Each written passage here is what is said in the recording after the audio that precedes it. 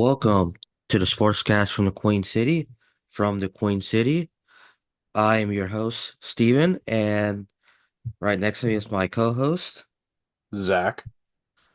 Um, we're here to talk about a little bit of the Bengals and a little bit of the CFP today. We're gonna start off with the Bengals falling to the Ravens last Sunday. Um, Close game ended in overtime. In a key divisional showdown where the Bengals fall to 1-4. Um, you have any thoughts on that game? Um, my only main issue is the fact that offense has to try and put up 50 for our team to score. And I think that's a major issue. Our defense has to figure it out to keep teams from making it to where offense has to put up 40 plus to win, try and even win a game. Um, I'm also not the biggest fan of us running the ball three times in overtime to try and score. It just felt silly to me.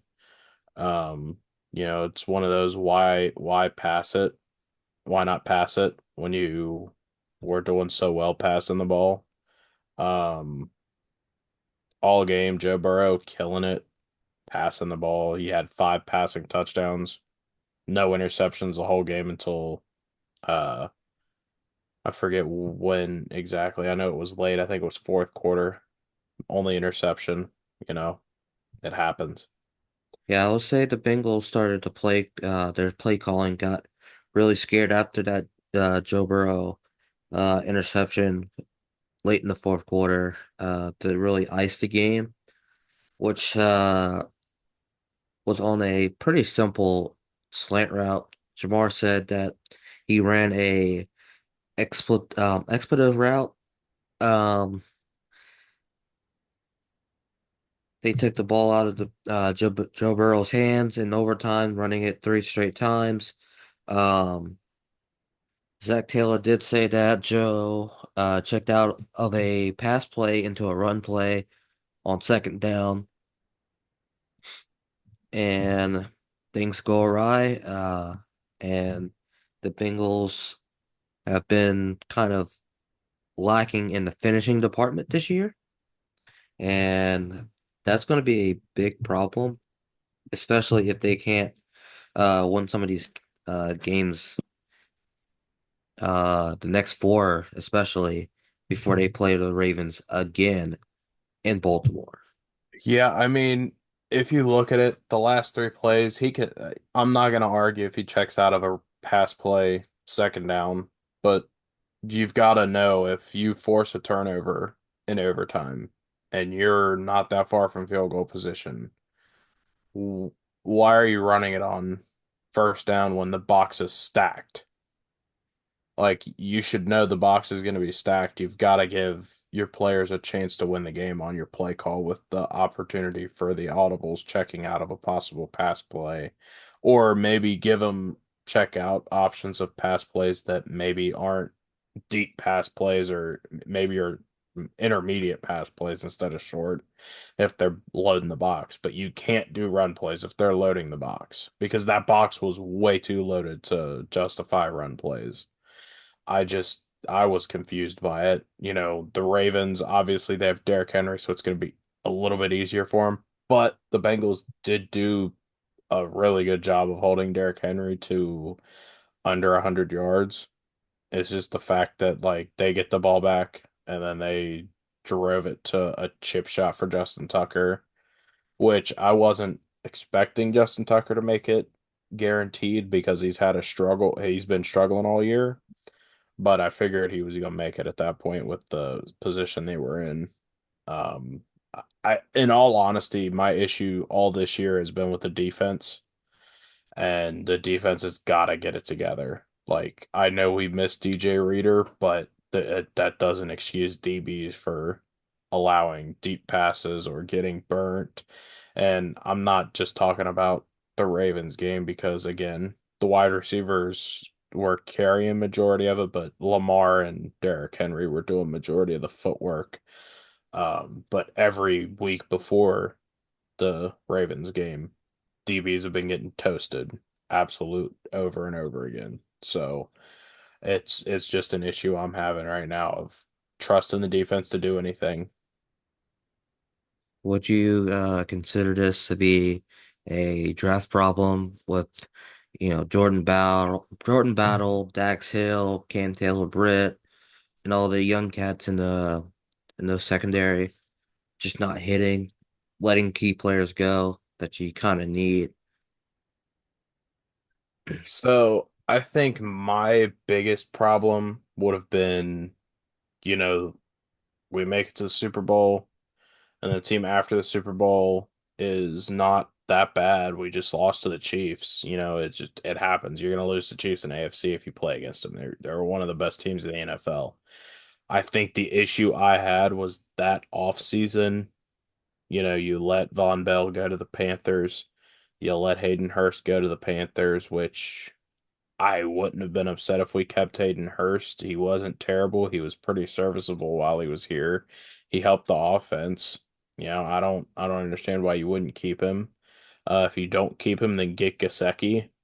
Um, and then they let Chidobe Awuzie and um, This year, yes. yeah, they They've let let a Chidobe lot of people. Awuzie go on. Like you've gotta, if you're gonna let Chidobe Awuzie go, you gotta pick up a vet and I'm not saying vet as in an old corner. You can find, you know, mid to late 20-year-old vets that are still in free agency that you could get service out of. Like I was struggling to understand why those decisions came in because some of those guys weren't going to be major contracts. I think this is a little bit of a money problem with owners, particularly in the Cincinnati area. Um, I saw that the Bengals was one of the cheaper franchises back in the day, and now I guess what I'm saying is Mike Brown wasn't as wealthy then when he had the team to start off with. Now he's worth billions of dollars with the team, and he's choosing not to spend it on the roster, um, and the facilities. The facilities can be worked on. That's going to have to be worked on with the city, but I was the going to say they roster, do have I think it's $1 billion renovation happening. So yes, that is happening. The you know they're the working on that. They're trying to the get the stadium state to. is going to get renovated. So, Yep, they sold all those TVs for a reason.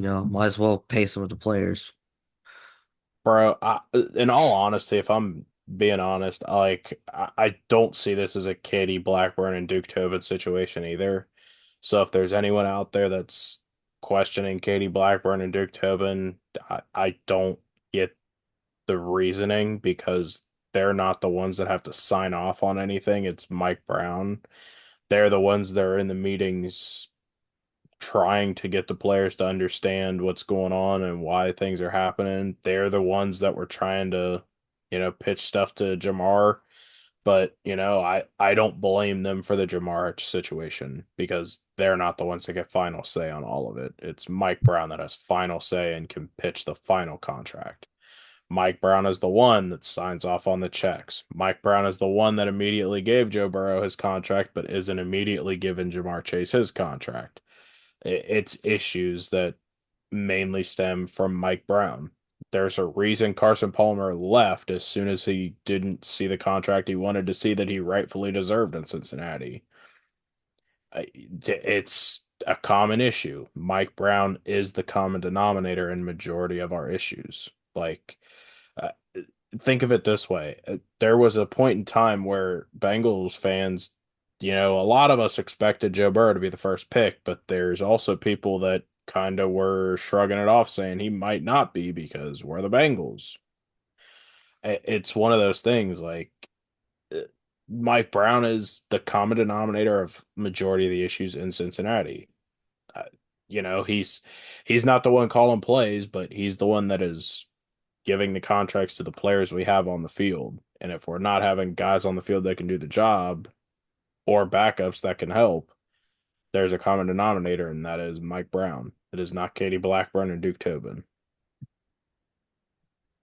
Yeah, it seems to stem from ownership, uh, not really wanting to spend on the team to succeed. Trying to do mostly just the bare minimum to get fans in the seats and just That'll really just wear to out drive up real profit, quick. really just to drive up profits, which isn't which isn't a good look. But they do have some light at the end of the tunnel to potentially make it into the playoffs, despite being 1-4. They have games upcoming tomorrow night at New York against the Giants. Um, If we at can't find a way to win that game, and I'm not saying the Giants offense is awful, it's the Giants. Like if the Bengals can't find a way to beat the Giants, I think there's a lot of issues coaching wise at that point. Then you have Cleveland, at Cleveland, against Philly, and against Las Vegas before you end up traveling to Baltimore. Um, do you have any predictions for the next four games of what what type of record they might have? Well, oh gosh. I'm gonna say I'm hoping it's a W tomorrow night, but I'm not gonna hold my breath or count my chickens. Um, I'm just gonna hope it's a game where defense can show up. So I'm gonna try and predict tomorrow's a dub, tomorrow night's a dub. Um, and then I think you said we have Cleveland after that in At Cleveland. Cleveland, at Cleveland. Oh, I'm hoping our offense doesn't struggle, but it's Cleveland's defense. Cleveland does have a very good defense, very sound defense. But I think their offense has been struggling enough to where we may be able to squeak a win out. It's going to be Yeah, a hard fought game, but I think we may be able to squeeze a win out there. The Eagles, I think, is going to end up being a loss. I just think Saquon Barkley will be too much for us to overcome. He's one of the best running backs in the league right now. I just think he can that it'll be a game where the Eagles can try and find a groove run game wise because we're struggling so much to stop the run. We did great against Derrick Henry, but Saquon's more finesse as opposed to uh Derrick Henry being up and down, just downhill. So unfortunately, I think that could end up being a loss. Especially if they get Devonta Adams back, or I'm sorry, not Devonta Adams, Devonta Smith. Um, he's on concussion protocol, but if they get him back, it's gonna be tough. And then to close the four games out, we're going back to Baltimore, that'll be against the Raiders. or I'm sorry, the Raiders. You're right, the Raiders. Before we get to the Ravens, yeah, the Raiders. Oh, well, they don't have Devonta Adams. They won't have him for that game because he wants out. They don't have a Um, quarterback either. they don't. They're having quarterback issues. That should be a W, but God, is it sending red flags of it being a game where the Bengals could shoot themselves in the foot. But I'll say it's a W, so that would put us at 4-5. Game Yes. game below 500. If you Because I win think three the Eagles games, game you'll is be going to four and be five. tough. Yeah, I think the Eagles game is going to be a tough one. If Jalen Hurts can get it going on the ground with read option and with Saquon Barkley, it's going to be tough. And they get Devonta Smith back to add someone with Dallas Goddard. I don't know. Unless our defense can turn it to a level we haven't seen against the Eagles or get a groove to where they're stopping top running backs consistently, There's you also the know. possibility of AJ Brown going off. Yes. Is he off injury or is he still I think he should be fine. okay? Yeah, if he plays, then yeah. Even if he is injured, he's still a really good player. Yes. I remember him being hurt and I didn't know the timetable for his comeback. If he's coming back against the Bengals, then yeah, it's just gonna He be a is fully struggle healthy, fest. so he is fully Okay, yeah. healthy, so he will It's be yeah. there. It'll be a struggle fest. So yeah, so I think that just adds on to the prediction of me saying it'll be a loss. So you have them at 4-5 going Going into into the going game into against, Baltimore. yep. I So think Joe Burrow that's could have great games against those teams, but I don't know if our offense will be able to put up 50 or so to match. That's the only issue. Do you think the Bengals will make the playoffs at this current juncture? It can always change, but do you think they will make the If playoffs? they can beat the Browns, beat the my thing about it is if you can sweep the rest, if they can find a way to sweep the rest of the AFC games, their divisional games, and have at least one of the other teams beat the Ravens, or the Ravens went out and then it's just a tiebreaker between the Bengals and Ravens, but the Ravens lose one other game to a team that the Bengals beat.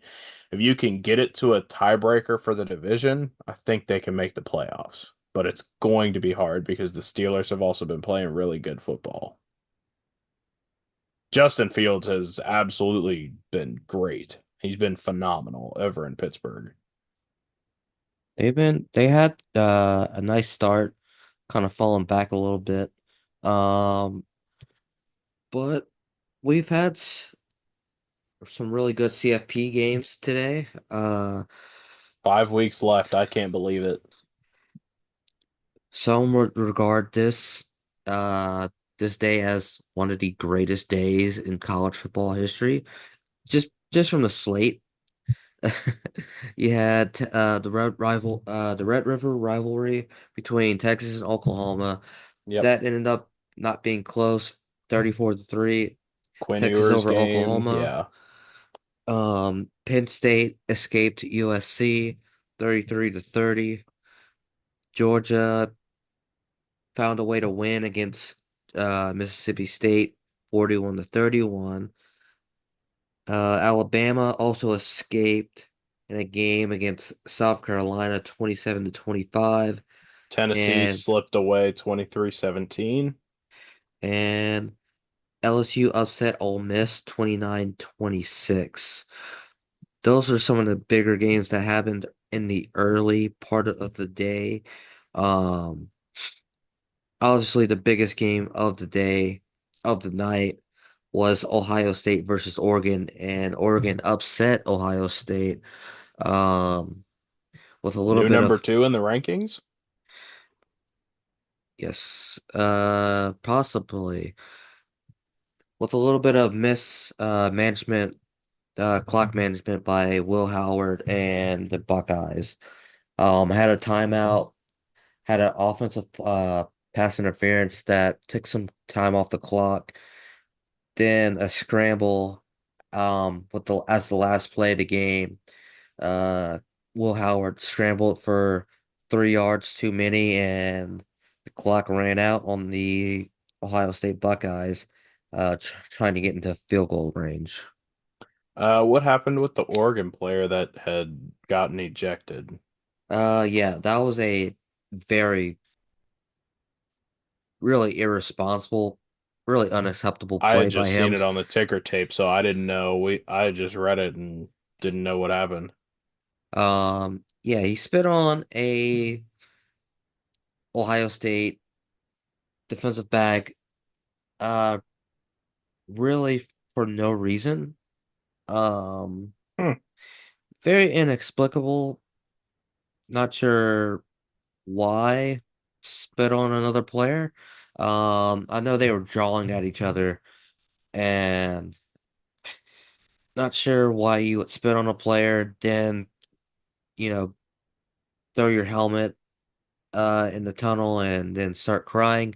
Uh, that was a really weird thing. You kind of got yourself ejected He could have just been for, upset at himself. That's why he broke down at the end there. well, of course, but no one's gonna feel He bad shouldn't for have done you. it. No, No one's obviously no one's no. gonna feel bad for you when you do something that unexcusable. In a game like this where you're one of the top receivers, you're a starter. Like, there's no reason to be spitting on someone when you know that you're going to be needed, and you just produced a big play on offense. So that was inexcusable by Trayshawn Holden. He got ejected. Obviously, the other receivers, Tez Johnson, I can't remember his name, Evan Stewart, and just slow, and Terrence Ferguson, and this Oregon skill players kind of made up for it today. Big game for both players, both quarterbacks. Both quarterbacks were really accurate. No interceptions between the both of them, and they both had three touchdowns. Uh, I think both of them had three touchdowns each. Hmm. So it was Um, quite a phenomenal game by both teams. I wouldn't say defense was the marquee of this matchup, but a lot of good offensive firepower. Jeremiah Smith looked phenomenal. Ibuka was also very good as a nice, reliable veteran presence as a senior. And G. Scott also had some nice plays for the Buckeyes. I'll tell you who's been going crazy is Kyle McCord. Kyle Thanks. McCord's been going crazy over in Syracuse. I ain't gonna lie. Can't lie. Man's been eating. Transferring from Ohio State, going to Syracuse and eating. So I'm gonna have to ask you thoughts on Ohio State going forward. They'll be 5-2 once the once Five and two. everything's done, or 5-1, I'm sorry. 5-1. They'll be 5-1. Their next five are at home against Nebraska, in Penn State, Purdue is in Ohio as at the shoe. They go to Northwestern, Indiana goes to the shoe, and they have Michigan in the shoe. I would say I would expect them to win every single game going forward. Maybe with the exception of Penn State. Penn State's been gutting out wins. Uh, they're not 6-0 losing the still. game. They're not losing the games that they would usually lose, and we'll see if Penn State is for real this year. That Um, Indiana game is on November 23rd, so 4 days before or 5 days before Thanksgiving. yeah, but it's not that big of a deal when you got Michigan. That's a big rivalry game. They should be able to really stomp a mud hole in Michigan. Michigan's not very good this year. That Michigan Indiana, game is a couple days after Thanksgiving too, so you know the boys be eating good and they gonna go out there and let it all out. yes, and you got a Indiana team that's been pretty good this year. Indiana's Currently ranked number undefeated. 18. That's crazy. They've been good this year. They've pretty much been blowing out every single team they've played. Um, with their closest game really being against Maryland, which they won by 14. So they've been rolling this year, and they got Nebraska, and they got somewhat of a tough slate going forward. Um, I would expect Ohio State to make the playoff. Maybe not have a bye, but make the playoff, and you know, could possibly make some noise in the CFP. I will tell you what, week 8, this coming week for college football, we've got I'm seeing two high profile games right now. Alabama and Tennessee, and Georgia and Texas. Georgia and Texas is our night game, so it's a 7:30 ABC game in Texas, and Alabama goes to Rocky Top. Two heavy hitter games. Uh, Number 7 and number 8 squaring off, and number 5 and number 1 squaring off before any rankings change. of course. That Texas Georgia game is going to be It's going to be a so battle of crucial. possible It future is number so one crucial. picks. It is so crucial. It You have not only the SEC championship on the line, most likely, but the CFP getting a bye. That's going to be worth a lot. Not having to play an extra game of football, even if you blow out a lesser team, it's still another game that you have to prepare for, another game where someone can get hurt. That's going to be very, very important for Georgia and Texas, I'll be honest, especially I'm looking at it in at the Autzen. Quinn Ewers versus Carson Beck too. Carson Beck has had some hiccup games. Quinn Ewers got hurt, but like Quinn Ewers to me has produced a lot more consistently than Carson Beck has all year. Hence why Texas is 6-0.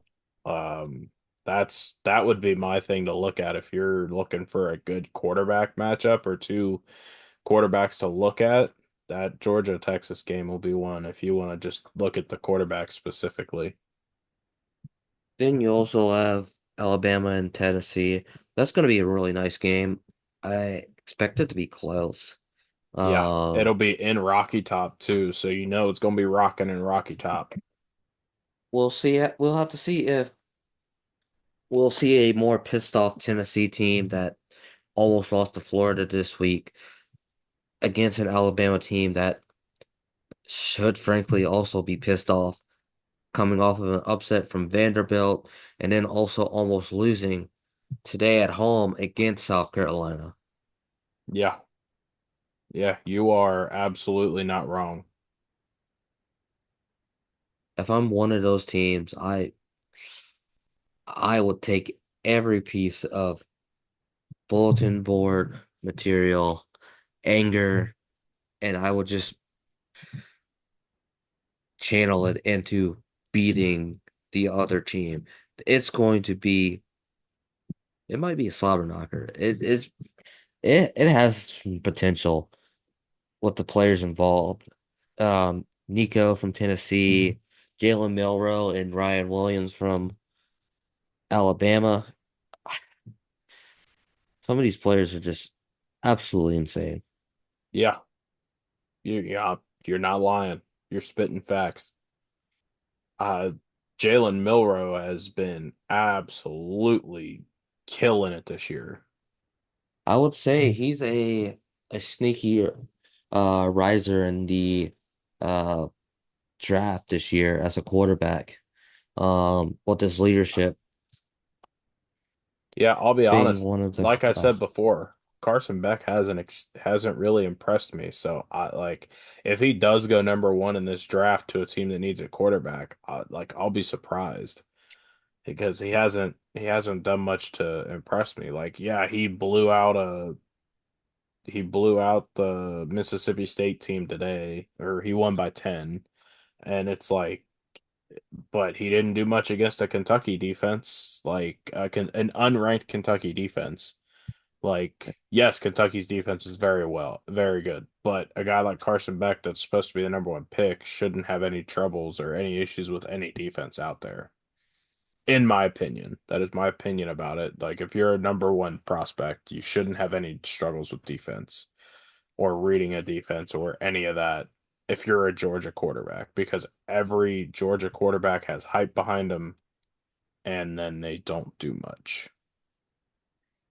Yeah, Um, quarterbacks, it's a tough thing to judge, especially with how college offenses are nowadays. Some of the I guess a little bit of, I guess, draft talk. Um, I would say Travis Hunter is probably going to be the number one pick pretty I would easily.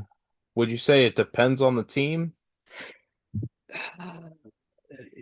Who do you think is Because going to be if number one?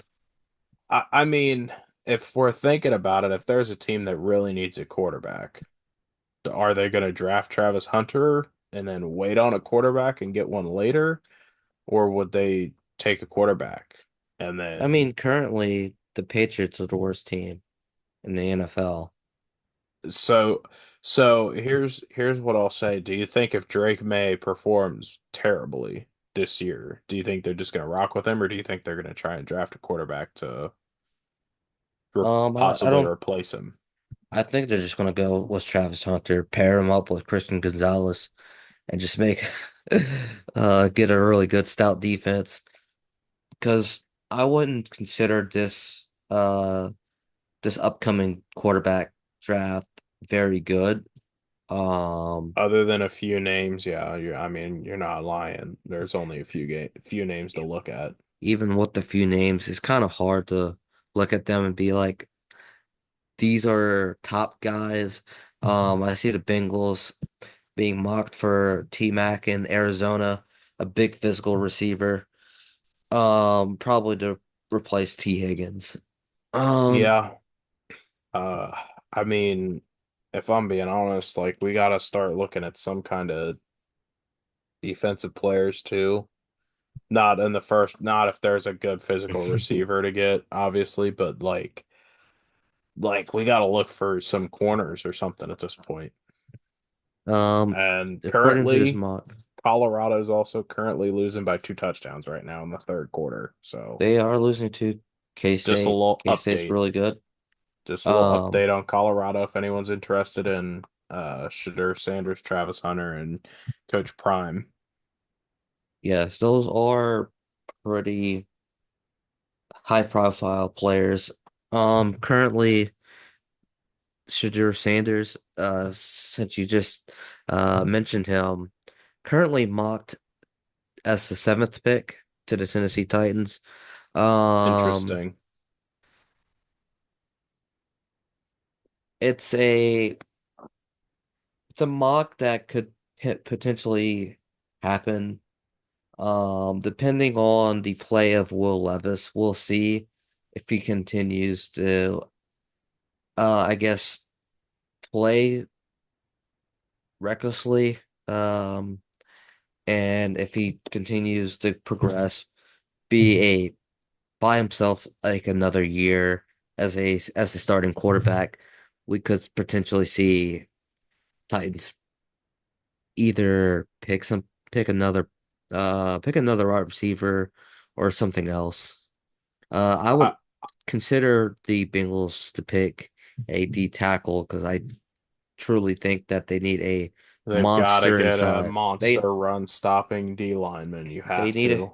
they need a T Sweat, a Tavondre Sweat, esque player in the middle, a Jeffrey Simmons, a DJ Reader, a Vita Vea type player on the inside that can really just clog up those running lanes, help create one-on-one matchups for your edge guys because this this Sam Hubbard Bengals and Trey defense, Hendrickson need one-on-ones. they need all the help they can get. The Bengals have the oldest defense in the league, and they need to get younger and better, especially with the younger guys developing, playing well. Everyone needs to be playing well from top to bottom on that defense. The defense just isn't cutting it. And Unfortunately, I, Dax Hill tears his ACL, so you're down a young corner. But I mean, it's next man up. DJ Turner, if you're next man, go show front office why you should be, or go show the coaches why you should be number two on depth or on starting lists. Show them why you should be the second outside corner with Cam Taylor Britt, or show them why you should be number one over Cam Taylor Britt. Either way, you just got to prove yourself.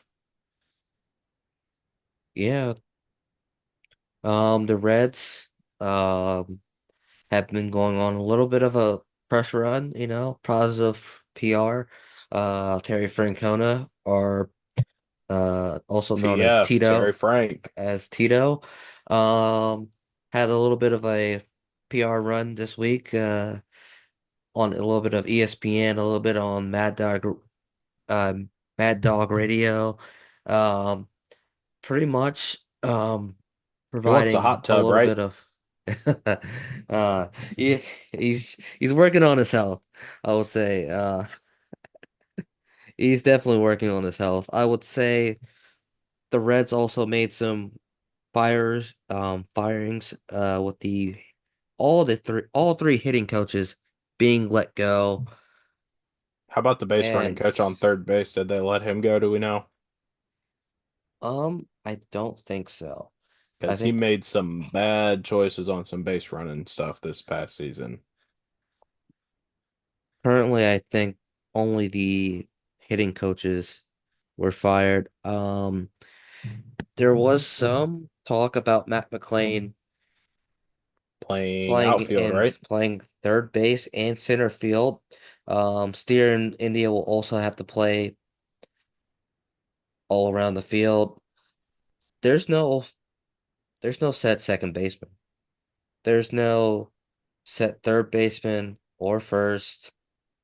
The only set positions in the infield is shortstop with Ellie De La Cruz, and center, or not center, catcher with Tyler Stevenson. So Hey, it's going. I'm gonna let Tito cook. And Nick Kroll also mentioned that the outfield needs to get better, and Jillian Aguilar uh is having Unfortunate. Tommy John surgery, which is very unfortunate. Um, He had a good season since he played. Like he put whenever he played, he put up pretty good numbers. he pitched some decent innings, and that's just another blow to a pitching staff that's continuously hurt.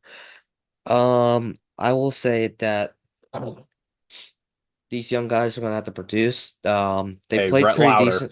They played pretty decently in the Reds spring. I mean, not spring, Reds fall league, and they're going to be looking to, progress over the fall, into the winter, and into the spring months.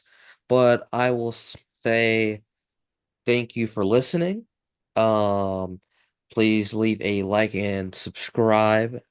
Also comment. Tell us what your thoughts are on the Bengals, the Buckeyes, and a little bit of the Reds. Um, What are you looking forward to from the Reds? Everything, everything, just clutch play. And so, thank you for watching, We'll and see you next time. see ya. Bye.